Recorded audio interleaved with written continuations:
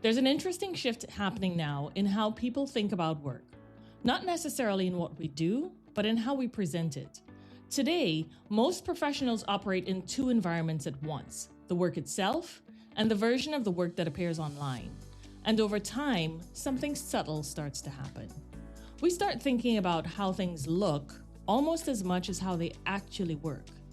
So visibility gets rewarded, attention travels fast, but the work that actually builds trust inside organizations usually looks much quieter than that. It looks like preparation, like curiosity, consistent execution. So in environments that reward visibility, how do professionals stay grounded in real excellence? This is Frontline Insights, the podcast where we explore the real-world intricacies of business transformation. I'm your host, Kenis Folk, and today I'm joined by Chanelle Logan, a senior manager in our transformation leadership practice. Chanelle, welcome to the podcast. Kenis, hey, happy to be here. So glad that you were able to join today. So Chanelle, something I've been noticing lately is that people almost think about their work in two versions now. It's like they think about the work itself, and then they think about the version that they're going to post online. Have you noticed that as well? Yeah, absolutely. I have absolutely noticed that because I think social media has inherently created this behavior to post only those big moments or maybe only the positive things, when in reality there's so much more to life other than those big moments. But that's typically all we see or post about ourselves, and it's almost become second nature to think about what we're going to post versus what we're not. Yeah, it's almost like social media doesn't just reflect behavior, it actually trains it, right? And those habits don't just stay online. They start showing up at work too. So where have you seen that happening? Yeah, I think that it happens more than we even notice because social media has trained us to post those things that get those likes and reactions and reposts. And then that's all that we want to post. And subtly you start to adopt that mindset of like, what's going to get the most likes, or what can I say that's going to get the most attention. And that subtle shift, you start to adopt that not only in your personal life and professional life. So it doesn't just stop with social media, it also is translating to the workplace, and it can really start to blur that line between looking effective and actually being effective. Oh no, that's a big deal. Looking effective versus being effective, because we all want to be effective, right? It can look however it wants. And that's what made your article on excellence so interesting to me. When you were writing about excellence, were you describing something you expect from everyone, or more of a standard that you just hold for yourself? Yeah, Kenis, that's a really good question. And for me, it's more of a personal standard that I hold myself to, because I don't really think about it as something that everyone has to approach the same way, but it's more something that I came to over time. You know, like when I look back, I didn't just wake up one day and decide today I am defining excellence. It was Right. more that I started noticing patterns in how I was already approaching my work, and I just started to put language to that. Nice. And so how would you describe that standard in your own words? Yeah. I think for me, excellence is actually pretty quiet, and it's not something you always notice right away because it's not about being extravagant and it's not about being flashy. And I've noticed excellence in moments where I take a moment to slow down and ask one more question, or really try to understand what's behind a problem instead of solving just what's, immediately in front of me. Yeah, well, I just wanted to say that I think there's also this reliability side of it in terms of doing what I said I was actually going to do and doing that consistently, because I think Absolutely. over time that is really what people start to trust. Yeah. Consistency for sure is definitely key. So what I'm hearing you say is excellence usually shows up in the details that most people tend to overlook. The small, quieter things. Did I get that right? Yeah. I think that In today's world, we think that we need to be extravagant and flashy and do the things that are going to get most attention, but I have approached it very differently because I've noticed it most when people aren't looking, and those are really the places where excellence lives. Yeah. So something you said there really stood out to me. The people creating the most meaningful outcomes weren't always the most visible people in the room, right? So when did you first notice that difference? I think that it also came to me over time. And I think it was really two parts in terms of observing the people around me and also how I observe my own work. And when I was observing others, you notice this difference between how people are presenting themselves outwardly, like in presentations or big status updates or what have you. Mm-hmm. And then there's this other part where how they actually act in more private or maybe collaborative settings where that execution is really happening. Right.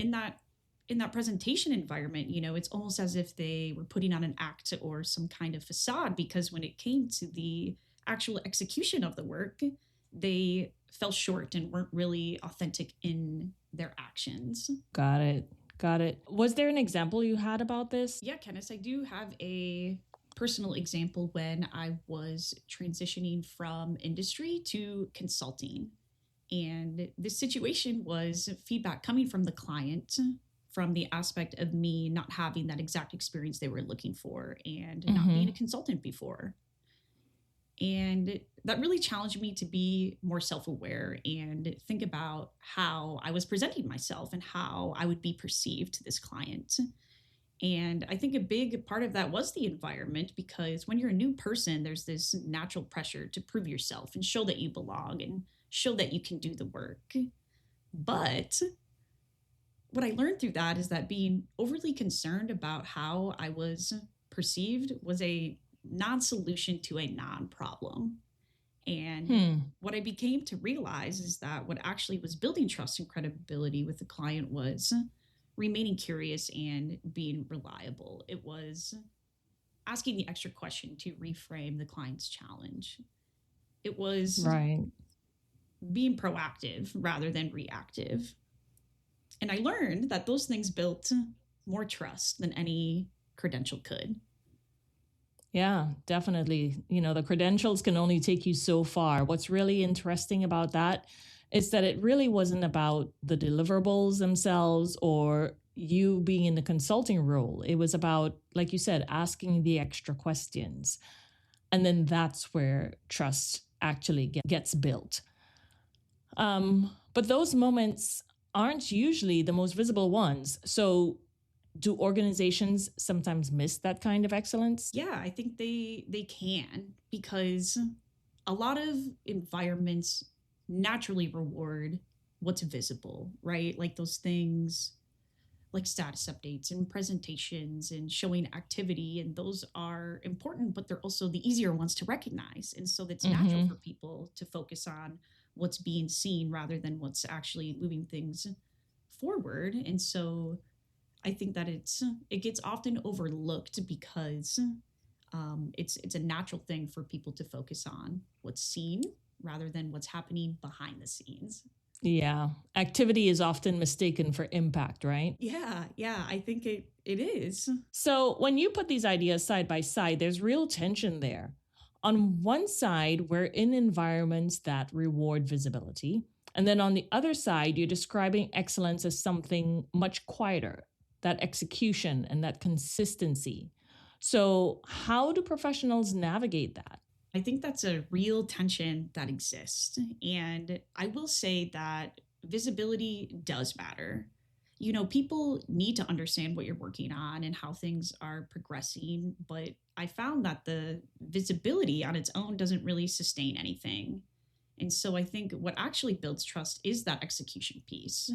And what I mean by that is consistently following through, solving the right problems, and moving things forward. Because when you do that consistently, people start to rely on you. There's less uncertainty because they know what to expect and they know the work is going to get done well.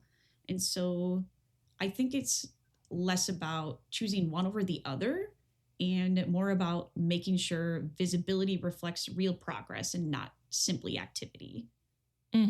So let me push on that a little bit. Visibility still matters. Promotions and leadership opportunities often go to the people who are seen. So, how do you balance doing excellent work with making sure that work is actually recognized? I think that's a fair question, Kenis, but I also think that the distinction for me isn't visibility versus execution. It's visibility versus the performative behavior. And I'm going to define these two in my own words, because what I mean by visibility is making your work clear and accessible to others. Mm-hmm. On the other hand, performative behavior is when that focus shifts to how the work looks instead of what it's actually doing. And I think that's where things can get misaligned. And visibility should reflect real progress, but not replace it. That makes sense. Okay, so what you're saying is visibility might open the door, but execution is what's going to keep you in the room. One thing that comes through clearly is that excellence isn't something you perform, it's something you practice. And so, what does that actually look like day to day? Yeah, I think day to day, it actually shows up in pretty small moments. And for me, it's taking a little more time to really understand what's behind a problem instead of reacting to what's just in front of me. Or when something doesn't quite add up, asking that extra question. It's being consistent in how I show up in terms of following through on the things that I said I do and not overcommitting to those things either. Because to me, that's what really ends up standing out. It's not one big, shining, defining moment, but it's that consistency that people can depend on and rely on. Got it. Yeah. Excellence is what you do when nobody's asking for it, right? It's just doing the work, doing it well, regardless of what it's going to bring you, whether it's likes or attention or visibility or whatever we want to call it. Yeah, exactly. So for someone listening, early career or mid-career, and they want to stay grounded in real excellence, what advice would you give them?